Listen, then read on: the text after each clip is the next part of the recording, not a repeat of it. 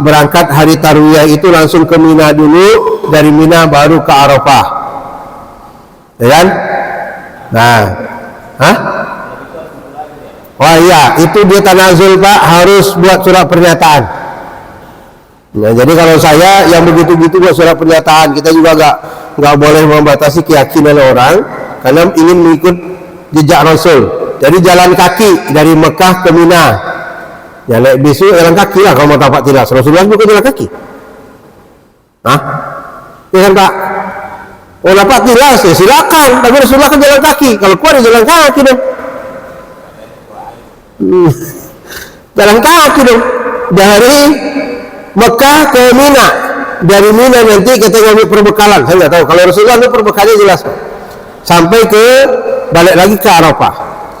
Nah kita jamaah reguler biasa itu dari Mekah langsung ke Arafah, berangkatnya pada tanggal 8 Zulhijjah.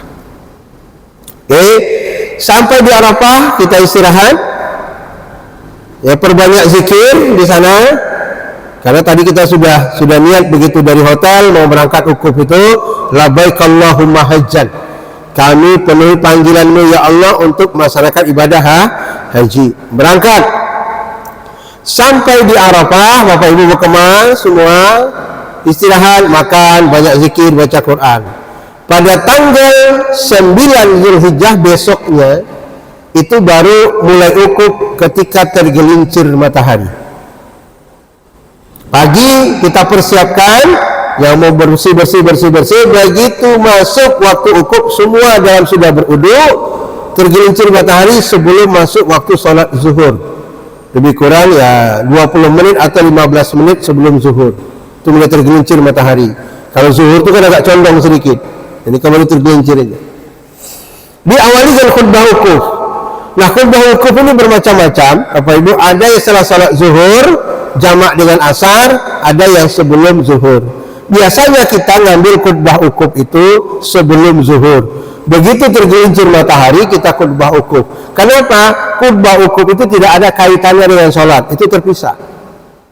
Beda dengan khutbah sholat Id dan sholat Jumat. Nah, dia nggak satu rangkaian itu. Apa isinya khutbah wukuf itu? Isinya pertama khatib menyampaikan tentang keutamaan wukuf di padang Arafah. Yang kedua, mengajak jamaah untuk introspeksi diri, mengenal semua kesalahan dan dosa. Yang ketiga, perbanyak bertaubat kepada Allah dan minta ampun. Karena tempat itu adalah tempat yang mustajab. Setiap permintaan hambanya itu dikabulkan oleh Allah Subhanahu wa Ta'ala. Ingatkan jamaah, selesai khutbah masuk waktu sholat, langsung melaksanakan sholat zuhur jamak dengan asar 2 rakaat. Selesai itu Bapak Ibu, kita pun zikir bersama, akan dipandu nanti oleh pembimbing ibadah.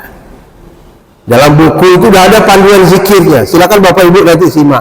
Nah ketika ada yang lapar silakan makan, nggak ada masalah, maka juga disiapkan. Yang tahu lapar sambil zikir mau makan ya silakan. Sampai nanti jam 3 sore itu zikir selesai, Bapak Ibu amalan infiradi masing-masing.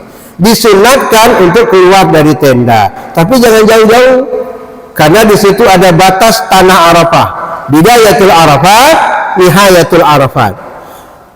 Tanda memulai tanah Arafah dan akhir dari tanah Arafah. Jangan keluar dari lingkungan itu sampai terbenam matahari. Begitu matahari terbenam, tutuplah dengan doa Bapak Ibu. Menjelang matahari terbenam itu salah satu waktu di mana Allah membukakan pintu langitnya untuk menerima sebuah doa-doa dari hambanya sampai waktu maghrib. Waktu maghrib kita jamak dengan isya. Setelah itu berkemas untuk menuju Musdalifah. Kemas barang semua, jangan ada yang tinggal. Masuk ke bis, masih pakai ihram ini ya, ini pakai masih ihram, pantang larang ihram masih berlaku. Karena tadi dari hotel kita berangkat 8 Zulhijjah itu udah pakai ihram semua. Jadi semua sudah pakai ihram wukuf di Arafah. Pantang larang ihram masih berlaku. Jangan cuai kata orang. Naik bis berangkat ke Musdalifah. Sampai Musdalifah cari batu. Mabit di Musdalifah disunnahkan sampai tengah malam. Tengah malam itu sekitar jam 12.00. Habis jam 12.00 nanti bapak ibu diangkut ke Mina pakai bis, diangkut ke Mina, dibawa ke Mina. Sampai ke Mina menempati tenda masing-masing, dicari tendanya di mana. Ketemu, letakkan tas barang, mau langsung melontar jumroh akobah, silakan. Biasanya itu sudah menjelang subuh, atau bapak ibu mau subuh dulu, silakan. Nantilah, jadi kita mau subuh dulu, gitu. Nanti biar agak terang hari. Nanti kalau kita pergi sekarang ini subuh nanti di mana? Jalan sana itu susah mencari itu sholat subuh. Kita subuh dulu.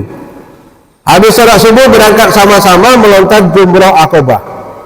Setelah melontar jumroh akobah 7 batu, maka kita sudah mulai tahallul awal. Tahallul awal itu bapak ibu potong rambut tahallul dan boleh membuka pakaian ihram. Sudah pakai baju biasa kayak gini. Bapak-bapak dah mandi, udah segar lah pokoknya tuh. Nanti setiap habis sarapan masing-masing mau tidur lah gitu kan, mau istirahat. Karena ini makanya haji ini sebut ibadah fisik, Pak.